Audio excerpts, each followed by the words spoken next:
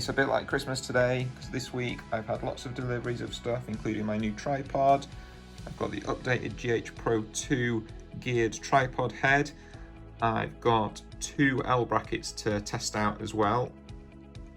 And they are both for my new camera, which has finally arrived. Woo! The R6. And of course I've got my mount adapter as well.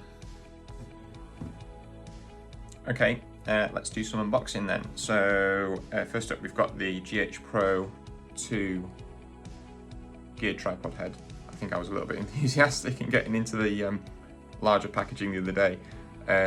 But yeah, this is basically very, very similar to the one that I've already got, but it's kind of like the light version.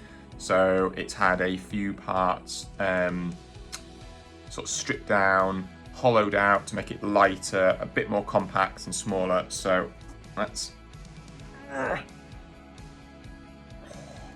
and get into it.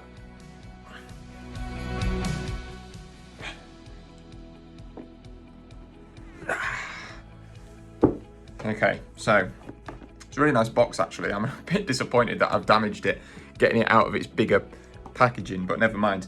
So inside we've got a bit of foam, kind of padding to keep it from banging around. We've got the instructions, never need those, why do they bother sending them?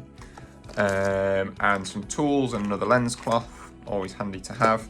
And then we've got a nice upgraded sort of neoprene almost pouch, which protects the head inside. And there you go. My other head's in the car at the moment, but I might get it out later and then I'll maybe take some photos side by side so you can see the difference between this one and the old one.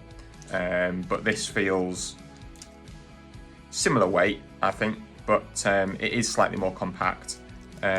Same sort of controls to maneuver the different aspects of the head, forwards, backwards, left and right.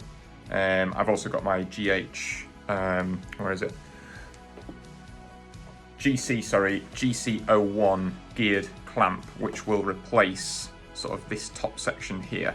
So then I'll have a gear in that orientation as well. So I'll get that fitted hopefully later on today, and yeah, you will see that mounted on my new tripod, which I'm going to unbox next. Okay, let's open up the tripod as well then.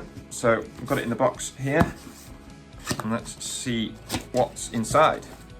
A bit more of that foam padding just to keep it protected on its route during delivery. Okay, so we've got another sort of soft pouch bag. Well, it's, yeah, a fairly decent case to be honest. I use this in the car really just to keep the tripod from rolling and rattling about and damaging itself, damaging other things. It is also useful to carry it into properties and stuff when I'm doing my job as a property photographer. When I'm out on landscapes, I tend to just take it out the case in the car and then leave the case in the car and carry the tripod on its own. But it's a really nice case, little accessory. Oh, pouch with things falling out. More instructions, which I probably won't read. Another set of tools, another lens cloth. I think I'm overrun with lens cloths now, but that's cool. You get some included spikes. So we might see what that's all about in a moment. Right, let's get the zip open. Wow.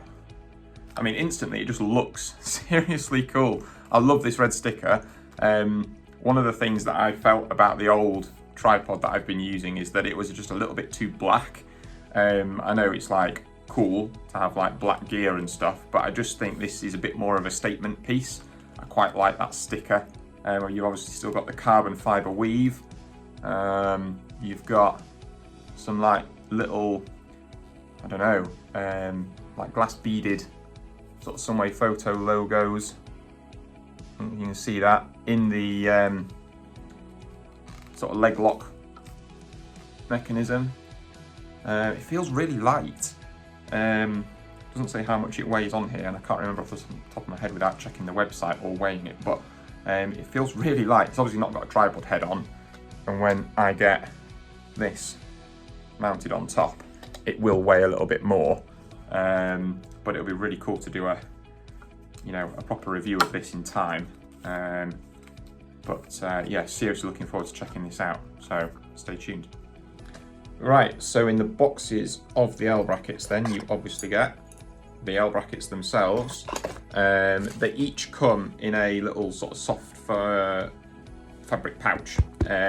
Useful if you don't always leave your L bracket attached to your camera. I know some people take them off when they're not using a tripod and just hand holding. I personally leave mine on all the time, but if you're going to have your L bracket in your bag loose, you don't want it banging into lenses and filters and things like that. So to have its own little pouch and keep it sort of safe and protected, and your other gear safe and protected as well, is great.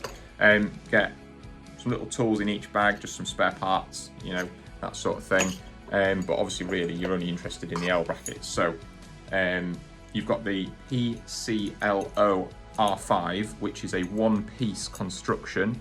So it's just machined from one solid piece of aluminium. And then you've got the PCL-R5, which is two pieces, and you can see the join just there. Both have got these little optical spirit levels on, which is really handy. I mean, when I'm doing property work, I just normally level my camera to the features of the room rather than find true level. But in landscape photography, those could be useful. And it's great to have them. They don't take up any space within the L bracket itself and add any clunkiness or chunkiness to it, so better to have them than not.